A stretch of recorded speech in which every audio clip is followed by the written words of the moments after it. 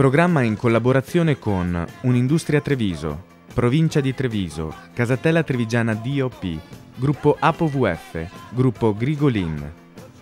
Cronache Trevigiane è una produzione Z Group.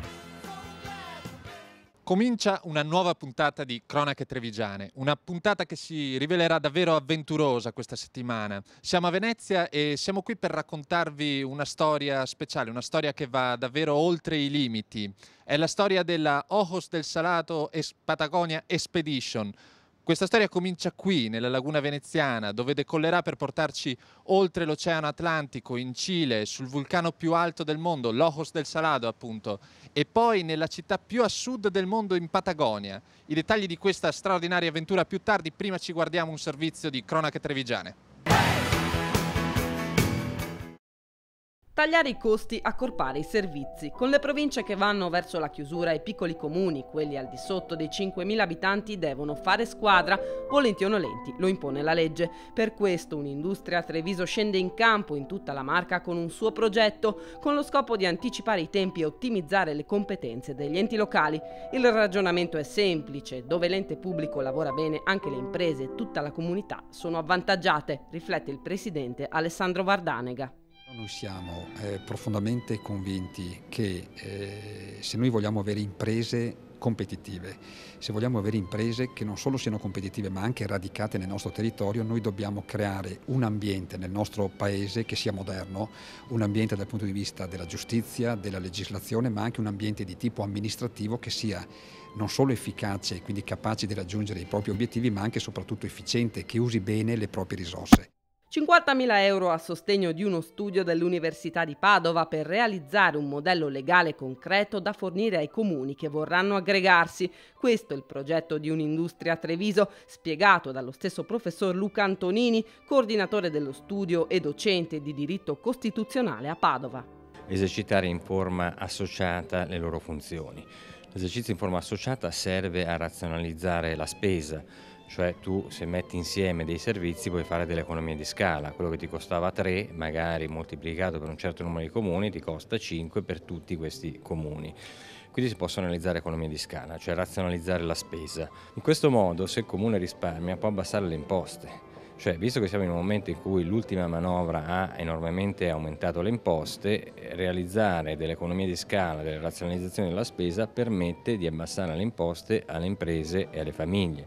Accorpare con appalti unici i servizi principali, ovvero quelli che riguardano la pulizia locale, i servizi culturali, quelli informatici, i trasporti, le pulizie, le mense e, non meno importante, le politiche per le imprese. Queste le finalità del progetto, che durerà 14 mesi e coinvolgerà 7 comuni dell'area montelliana: Montebelluna, Trevignano, Caerano San Marco, Volpago, Crocetta, Giavera e Nervesa. Tutti comuni al di sopra dei 5.000 abitanti, ma che si sono comunque prestati all'esperimento, come spiega il sindaco di Montebelluna, Marzio Favero. Allora, alle volte la necessità può trasformarsi in virtù.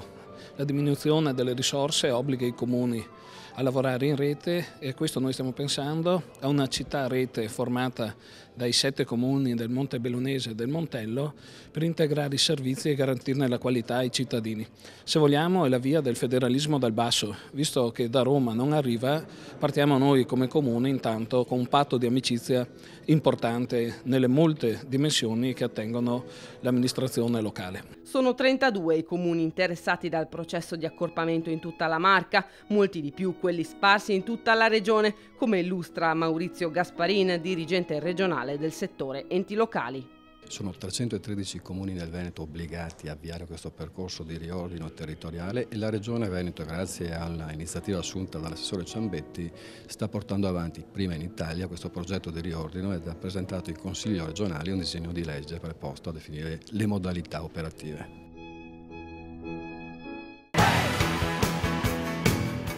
E iniziamo dunque a raccontare questa storia qui a Cronache Trevigiane, una storia di una sfida contro i limiti. La facciamo raccontare direttamente dalla voce dei protagonisti. Abbiamo qui il protagonista principale, che è Simone Salvagnin, un ragazzo ipovedente, 27enne, campione mondiale di arrampicata sportiva E qui alla mia destra i suoi occhi, ovvero Enrico Rizzolo. Andrai a scalare la vetta, il vulcano più alto del mondo, quindi arriverai a uno dei punti più alti del mondo e dopodiché alla città più bassa, più a sud del mondo. Spiegaci meglio l'itinerario di questo viaggio. Sì, questo progetto viaggio si tratta di tentare la salita al vulcano più alto al mondo, Ojo de Salado, nel nord del Cile, circa 7000 metri. Poi da lì con un tandem scenderemo attraversando la Patagonia fino a Ushuaia, Terra del Fuoco, la città più a sud del mondo, percorrendo circa 2000-2500 km in tandem. Ecco Enrico, tu accompagnerai, sarai la guida insomma, di Simone, vi siete preparati a lungo immagino per questa spedizione, come vi siete allenati? Sì, io e Simone sono 5 anni che facciamo attività sportiva insieme, in particolare nell'ambiente montano che prediligiamo. E per l'attività alpinistica abbiamo effettuato trekking nelle montagne nostre in ghiacciaio con il supporto di una guida alpinistica e altre varie pedalate, tra le quali un tour in Sardegna. Benissimo, Simone, cosa significano per te i limiti? Ecco, forse io ho fatto dei miei limiti una marcia in più, nel senso che penso che io ho questa malattia che nel corso degli ultimi 10 anni mi ha quasi completamente tolto la vista. Chiaramente continuando a sbalzarmi da una parte all'altra, nel senso che appena trovavo una forma di equilibrio poi peggioravo di vista e per cui dovevo ricercare un nuovo equilibrio. A un certo punto ho ripreso e da lì ho fatto sì che questa mia difficoltà mi imponesse di cercare un modo nuovo di fare le stesse attività sportive che facevo prima e per cui cercare una determinazione e una forza nuova. Per cui diciamo non è stato un percorso semplice per me, ma penso, e lo dico con convinzione, che ormai in questo momento la disabilità mia sia diventata una marcia che mi spinge più avanti. Nel 2010, con l'occasione di un altro progetto viaggio in tandem di 9000 km che ho fatto dall'Italia all'Uzbekistan, sono stato investito di portavoce della Carta dei diritti dei disabili.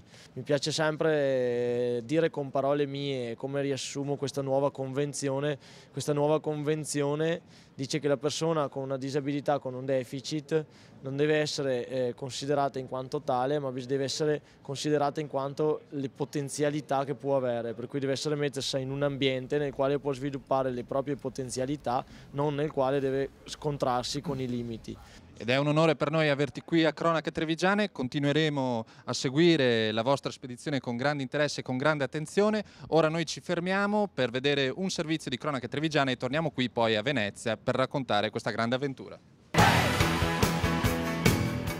Lattebusche è una realtà importante del settore lattiero-caseario regionale, un'azienda che può vantare 4 stabilimenti tutti concentrati in Veneto, che danno lavoro a oltre 650 persone tra dipendenti, collaboratori e allevatori. Una distribuzione che tocca più di 1500 negozi in tutta la regione, una gamma di prodotti ricchissima che va dai formaggi al latte, dagli yogurt ai gelati. Con il direttore Antonio Bortoli parliamo del formaggio Piave DOP, vincitore dell'ultima edizione di Caseus Veneti, uno dei fiori all'occhiello dell'azienda. Grande soddisfazione, grande orgoglio perché è stato premiato come dalla critica come miglior formaggio della manifestazione il Piave che ha ottenuto un anno fa la DOP e che come tutti sanno adesso non è più un formaggio solo di Lattebusche, è il formaggio della provincia di Belluno. Confini entro i quali e solo entro i quali può essere prodotto a fronte di un disciplinare estremamente concreto, estremamente rigido che ne tutela le qualità della materia prima. Prodotti vincenti che trionfano nelle fiere e nei concorsi. Dimitri Biasuz, malgare responsabile del caseificio, ci svela i segreti della bontà dei prodotti di Lattebusche. Il segreto vero e proprio secondo me è il latte di montagna, che è un latte secondo me migliore di tanti altri latti, un latte che trasmette i sapori dei fiori e dei fieni che si adoperano come alimentazione delle bovine, ma soprattutto il segreto sono i fermenti autoctoni. Noi usiamo del siero innesto e del latte innesto che produciamo tutti i giorni e che sono dei fermenti selezionati da noi su tanti anni di lavoro. Latte Busche, un'azienda che mette al primo posto la qualità dei suoi prodotti con tracciabilità garantita lungo tutta la filiera.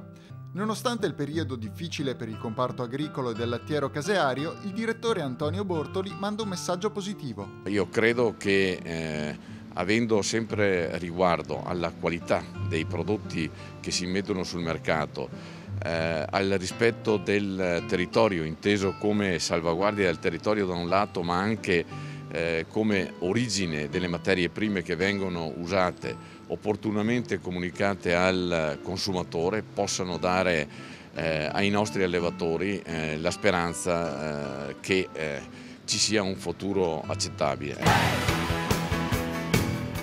Ancora qui a Venezia per raccontare questa storia, questa avventura, e abbiamo qui i rappresentanti del team che seguirà la spedizione, l'Equipe Saint-Maison. Abbiamo Claudio Tessarolo, giornalista, e Luciano Covolo, fotografo. Claudio, descrivici un po', insomma, questa equipe che seguirà la spedizione di Simone e di Enrico. L'Equipe Saint-Maison è un modo, diciamo così, scherzoso per metterci assieme e per dire: noi siamo cittadini del mondo, non abbiamo casa, ma proprio perché non abbiamo casa, il mondo è la nostra casa, qualsiasi parte del mondo dove andiamo. Io vorrei sfatare da subito una convinzione che il mondo sia diventato piccolo, che il mondo sia conosciutissimo, che basta fare un click per entrare dentro in situazioni, in posti, esperienze diverse. Non è così, bisogna ancora muoversi fisicamente per toccare con mano delle problematiche che sono molto forti. Ad esempio le zone nelle quali andremo ci consentiranno di incontrare quei minatori dei quali si è parlato un paio d'anni fa, perché erano rimasti sepolti vivi di fatto per 3 mesi o 4 mesi in una miniera cilena, e dei quali ovviamente tutti sono dimenticati. Noi andremo a riscoprirli, a risentirli, come andremo anche a scoprire e a vedere come vivono le ultime tribù indigene che vivono hanno sempre vissuto liberamente, non più oggi, nelle zone costiere del Cile. Luciano, vi aspetterà veramente un'ardua impresa. Simone è un campione mondiale di arrampicata, insomma dovrete scalare il vulcano più alto del mondo. Come sarà organizzata logisticamente questa impresa? Allora, sì, andiamo a scalare intanto il vulcano più alto del mondo, che è alto 6.893 metri, e come scalata non ha particolari difficoltà tecniche, perché si tratta di, come tutti i vulcani, di un grande panettone. Però questo panettone gigante si trova nelle Ande. Le Ande hanno questa caratteristica che il cambiamento repentino del clima è talmente veloce che in mezz'ora, in un'ora, dal sole si passa letteralmente a neve, a ghiaccio, e a temperature freddissime, si possono raggiungere anche ai 35-40 gradi sotto lo zero. Luciano, tu ti sei lanciato in questa avventura, sei un fotografo. Che immagini speri di poter portare a casa da questo viaggio? Nel deserto, dove ogni tanto si incontrano queste oasi, queste lagune coloratissime, e perciò c'è una varietà infinita di colori, e perciò gli scatti lì sono sempre meravigliosi. Da questi scatti, assieme a Claudio, abbiamo anche intenzione di produrre un libro e un documentario, perciò speriamo di lavorare bene e che il tempo ci assista. Benissimo, allora che vi assista il tempo, che vi assista la fortuna. Noi ci fermiamo qui per dare spazio alla pubblicità, poi torniamo a Venezia per riprendere il racconto di questa storia direttamente dalla sede della Regione Veneto. A dopo!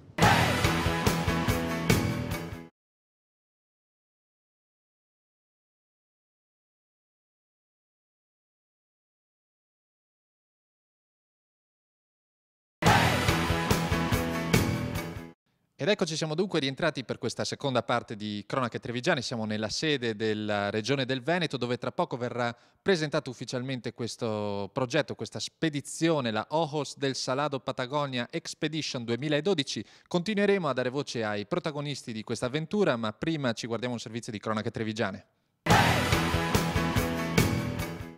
Un'intesa contro la crisi economica. Per questo obiettivo Ascopiave e Ascotrade hanno firmato un accordo con i sindacati che prevede la riduzione delle tariffe del gas a favore dei clienti in difficoltà economica. L'accordo in particolare porterà uno sconto del 15% sulle bollette del 2012 alle famiglie che dichiarino un reddito ISEE inferiore ai 15.000 euro. Soddisfazione unanime da parte dei sindacati. Ai nostri microfoni il segretario di CISL Treviso, Franco Lorenzon. È un rapporto che si consolida, che sta crescendo, è un cantiere aperto che sostanzialmente ci porta ad avere anche un miglioramento in termini di allargamento di coloro che possono usufruire del beneficio, e probabilmente anche avremo uno sconto più alto.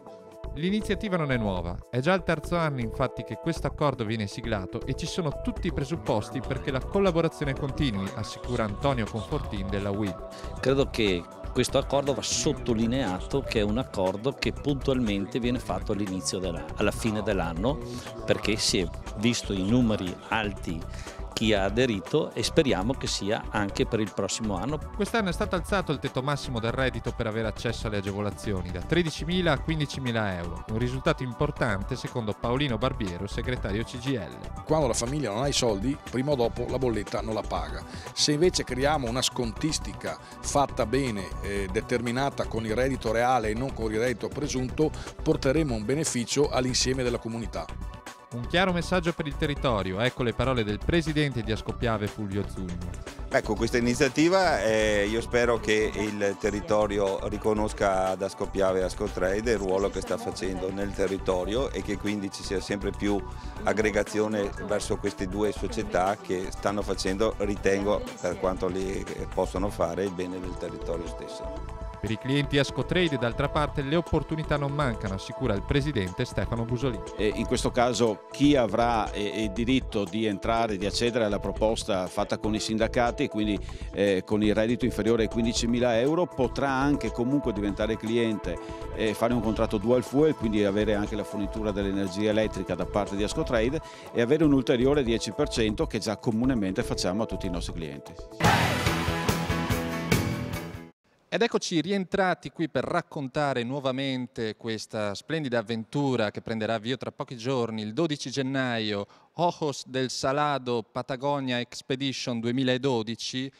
Tanti protagonisti, ne abbiamo sentito i principali, adesso abbiamo qui Massimo Belluzzo che seguirà come operatore questo viaggio, riprenderà ed è rappresentante di Z Group che seguirà proprio la comunicazione relativa a questa spedizione.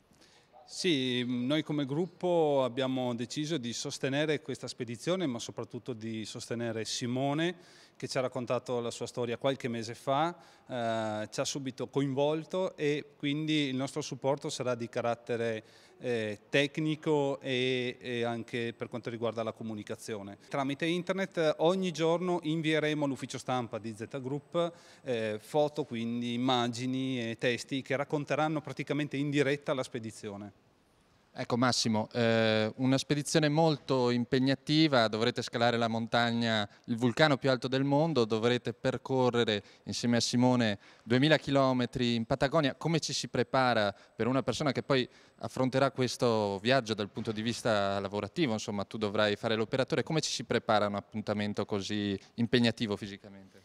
Sì, un'impresa di questo genere rappresenta due difficoltà principali, una di carattere tecnico perché bisogna avere attrezzatura pronta ad affrontare anche temperature estreme. In vetta all'Ojos del Salado potremo arrivare a -20, a -25, quindi attrezzatura particolare e poi preparazione fisica, quindi la preparazione a una spedizione del genere dura mesi, parte circa 5-6 mesi prima appunto per il fisico e poi con tutti gli adattamenti tecnici. Avremo un telefono satellitare che appunto ci permetterà di inviare i file ogni giorno anche dalle zone più impervie, anche dalla vetta, quindi dalla vetta direttamente potremo trasmettere e comunicare ai media italiani il successo, speriamo, dell'impresa. Un successo in cui insomma anche noi speriamo e vi auguriamo di avere, sarà comunque anzi un successo perché è un'impresa veramente straordinaria. Noi adesso ci fermiamo per guardare un altro servizio di cronache trevigiane e poi ritorniamo qui nella sede della Giunta della Regione Veneto per le conclusioni. Piena cittadinanza all'epilessia.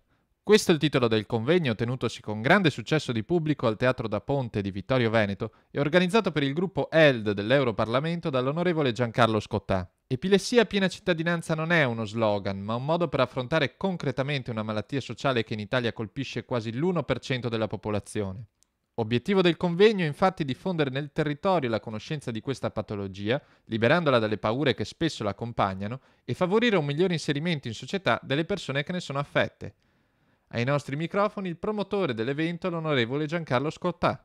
Ognuno di noi ha la propria vita, ha i suoi problemi, ha tutto ciò per cui è al mondo e come ho detto alla fine rendiamo tutto quanto positivo ciò che abbiamo, possiamo dire che avere l'epilessia è una malattia come un'altra, non dobbiamo vergognarci di ciò, ma usciamo allo scoperto, dialoghiamo con altri che hanno la stessa patologia o anche altre malattie e sicuramente troveremo dei risultati nella ricerca che potremo informare gli altri che faranno. Incoraggiare la ricerca sull'epilessia, ma non solo. C'è molto altro da fare per combattere una malattia contro la quale, purtroppo, spesso i farmaci non sono sufficienti, come ci spiega il professor Bernardo della Bernardina.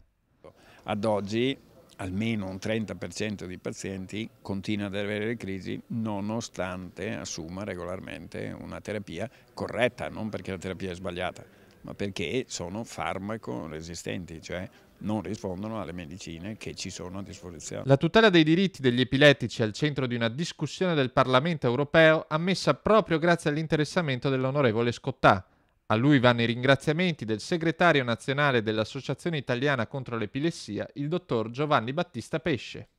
L'invito dell'onorevole Giancarlo Scottà ci ha permesso dei risultati concreti, non solo di far uscire dall'ombra le persone con epilessia di Vittorio Veneto e di gran parte della regione che hanno avuto un momento di incontro, ma la cosa che ci ha permesso è stato il contatto anche con le istituzioni della regione Veneto e assieme ai professionisti della LICE, l'AICE ha proposto e ottenuto un parere positivo da parte dell'assessore di sviluppare un gruppo di lavoro per un percorso epilessia che dia, oltre a una cura sanitaria, anche un percorso di inclusione sociale e questo per la piena cittadinanza delle persone con epilessia. Un modello di approccio multidisciplinare attento a tutti gli aspetti della malattia, dalla terapia farmacologica all'assistenza psicologica, viene garantito dal centro di riabilitazione della nostra famiglia di Conegliano. Ai nostri microfoni il dottor Paolo Bonanni. Cerchiamo di dare continuità assistenziale alle persone che hanno epilessia, quindi trattiamo l'epilessia dal bambino fino all'adulto, cioè la persona che arriva a 17 anni riesce poi a trovare una risposta anche nell'età successiva, avendo lo stesso medico curante, che è per me una cosa importante.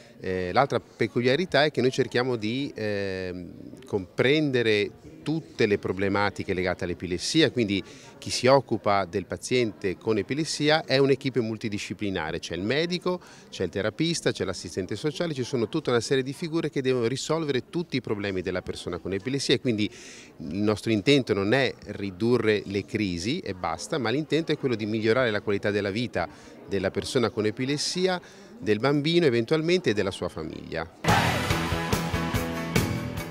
E siamo alle conclusioni di questa puntata di Cronache Trevigiane, una puntata speciale qui dalla sede della Regione Veneto. Chiudiamo il discorso, il racconto di questa grande avventura con l'assessore Marino Finozzi. Assessore, la Regione ha deciso di patrocinare questa spedizione in Cile e anche altre iniziative che vedranno Simone ancora come protagonista. Qual è il messaggio che volete dare con il sostegno a questa grande avventura?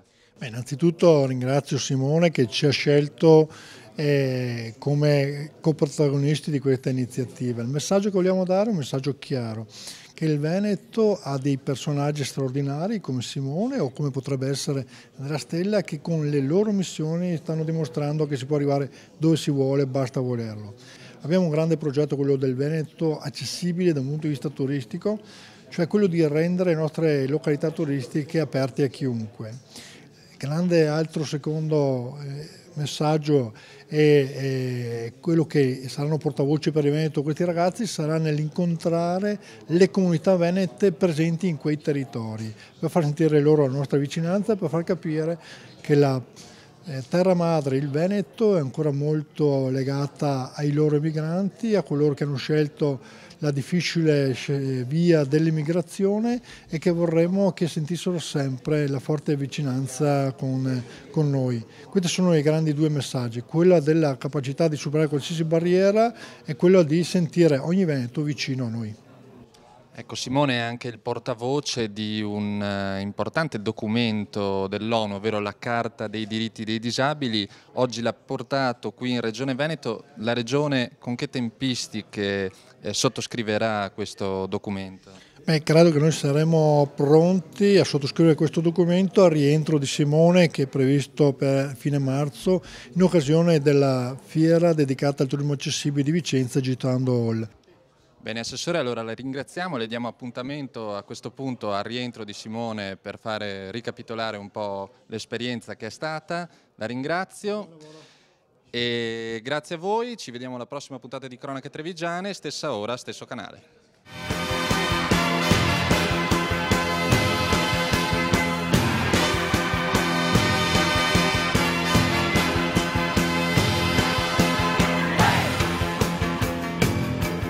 Un programma in collaborazione con Un'Industria Treviso, Provincia di Treviso, Casatella Trevigiana DOP, Gruppo ApoVF, Gruppo Grigolin.